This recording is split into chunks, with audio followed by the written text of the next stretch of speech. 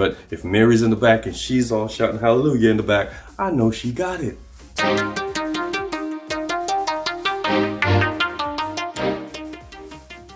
And welcome back to the Angry Teacher channel. I'm Richard Williams, the Angry Teacher. And if it's your first time here, thanks for coming by. Check out the playlist. That will give you an idea of what this channel is about. All things education, and to everyone who has some stake in the game.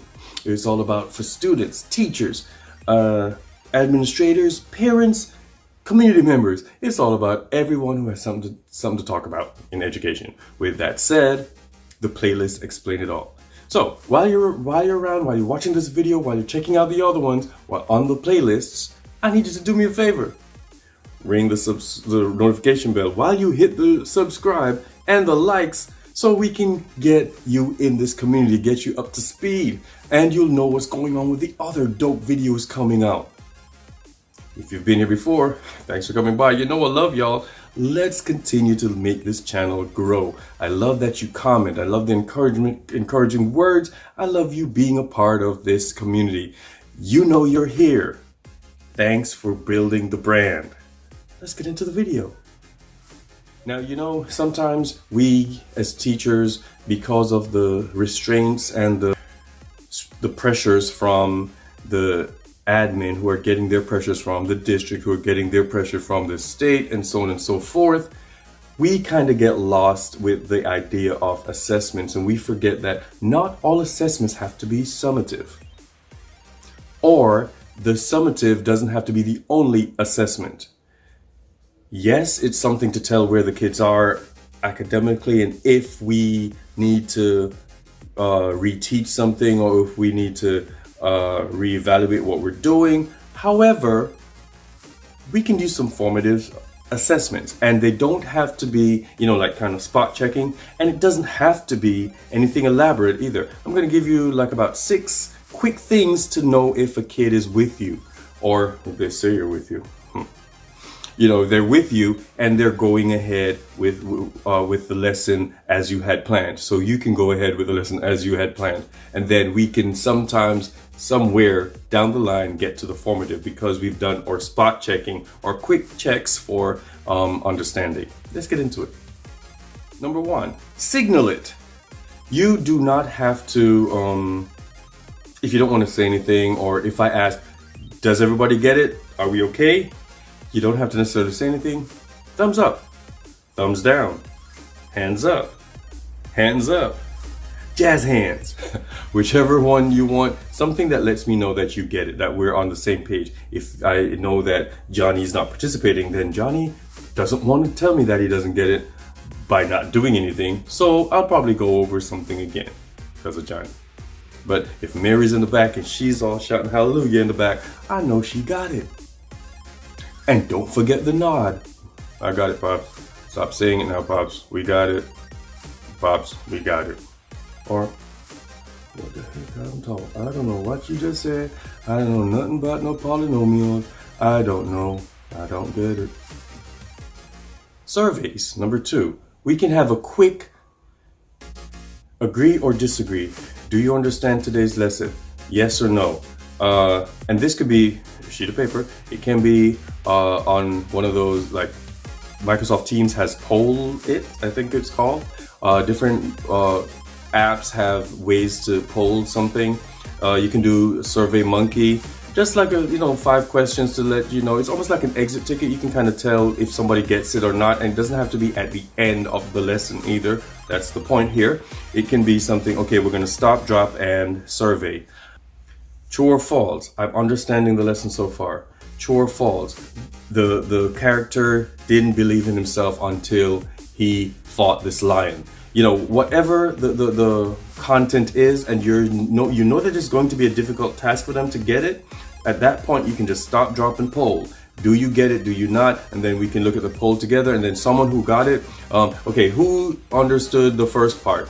You know, have them raise their hands or whatever, or tell you, and then okay, go ahead and share it with the class. What are we not getting? What should the other students be getting? Also, a friend of mine, a co-teacher, well, not a co-teacher, but a co-worker, who she came up with this fabulous idea, and I just need to find time to institute it properly. But to enable to know,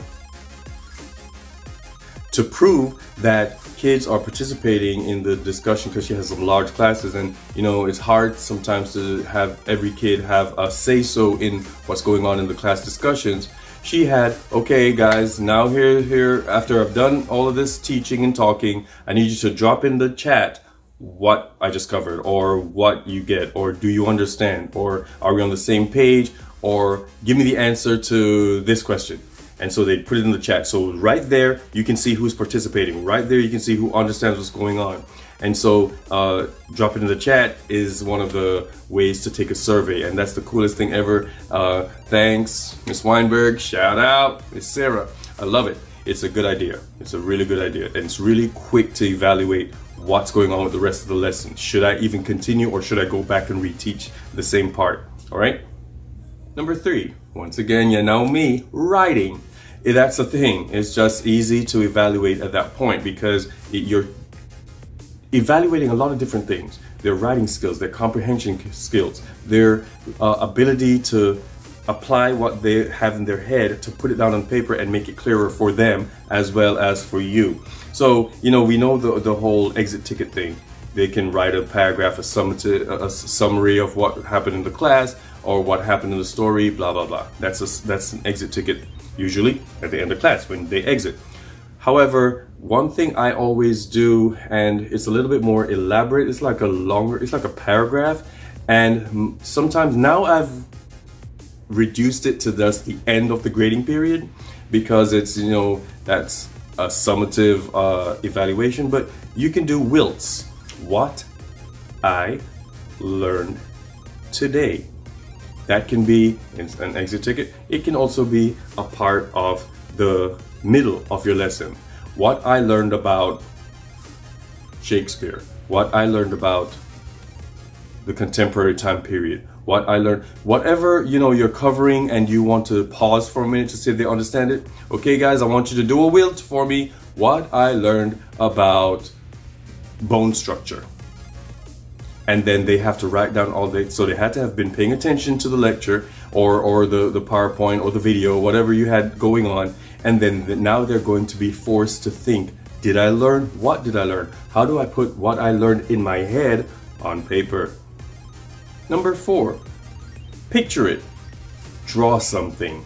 And I have them do this all the time. Draw a graphic of what was just said. No words. Or minimal words. You can only use about 6 words. You're giving me a 8-block comic strip. What did we just learn? Or you're giving me one picture. You can only use 3 words at most on this picture, but it's supposed to be summarizing what we just went over. It's great. The kids love the break. They love those creative juices start flowing, and they have to be thinking so clearly, because I can't give them a summary of everything, and you're going to have those kids who are going to freak out. How do I minimize my thoughts to 3 words? What the heck is he talking about? Number 5, share it. As we've just spoken, I've just given my lecture. I've just shown you this video. I've just talked to you about the meaning of whatever the symbolism in Othello. Now I want you to share it. Think, pair, share. Turn to a partner. Tell it to the class. Stand up and tell me, what do you think Othello means here when he says, why is this symbolic? The death of Desdemona did what? You know, these are things that I don't have to do the talking anymore, the heavy lifting anymore. If you've been paying attention, to our reading for the past couple of days, now I need you to share with somebody else. Share with the class. Okay, we're going to change up groups a little bit. You go to that group and share with them what you know. Or that group is going to tell you about X. This is how you have the share it's done. I need you to go into the hallway and share what you've learned today with anybody who passes by. If they understand what's happening, then I know you've learned it. Share it. Number 2, and this one's going to take a little bit more time, a little bit more planning on your part and on theirs, because it is the teaching of the lesson from the kids. They have to create a lesson, and there's another partner of mine who does this all the time. I used to do it, but it takes a lot of planning. So Miss Jones, shout out, she would have them teach a lesson as an AP Psych. So as they get to a certain part of the year, now I'm done talking. You're gonna be doing pick a chapter, pick a subject area, pick a content area that we've covered, and now you're going to make the lesson and share it with everybody else. Did you learn anything, and will they learn from you? Something that I probably didn't get to, or they didn't get to understand through me. Hopefully you'll be able to do it. And one of the caveats of what I have mine do, and maybe that's why I kind of let go of it a little bit, because it's a lot of work on my part, but they had to create handouts and worksheets, and they'd have to be able to explain to the kids and interact with the kids like a regular teacher. So I would give, when we review, it's like the end of the third grading period, that they would have a lot of times to each group would come up and they would teach and they would share out, and then they would give them the activities, and I would grade the activities, not just their teaching. So the kids who are the students actually get a grade as well from their peers. Just some great stuff here that you don't have to wait until the summative at the end and a whole lot of questions and a whole lot of confusion for the kids, and they get all panicky and nervous. They know that there's going to be stop dropping, there's going to be spot checking, there's going to be all these things in the middle of our unit, in the middle of our lesson, so that I can tell if you've learned anything. That's it, guys. That's all the time I have. If you have any questions, don't forget to comment and let me know, and we'll have a conversation. Until then, let's just go out there and be great. Hey, let's just go out there and teach.